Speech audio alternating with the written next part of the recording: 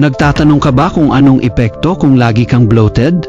Kapag palagi kang may bloating, ibig sabihin may something na hindi okay sa digestion mo. Pwede itong dahil sa overeating, pagkain ng oily or processed foods, soft drinks, o kaya mabagal na digestion. Una, makakaramdam ka ng kabigatan at discomfort sa tiyan. Pangalawa, parang lagi kang pagod at walang energy kahit hindi ka naman masyadong gumagalaw. Pangatlo, pwedeng maapektuhan ang gut health mo na maaaring magdulot ng conditions tulad ng indigestion at irritable bowel syndrome kung mapapabayaan. Hindi lang siya simpleng kabag sign siya na may kailangang ayusin sa lifestyle mo.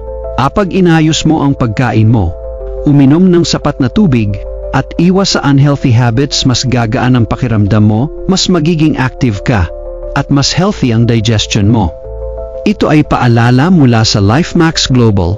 Huwag baliwalain ang bloating pakiramdaman ng katawan mo dahil may sinasabi ito.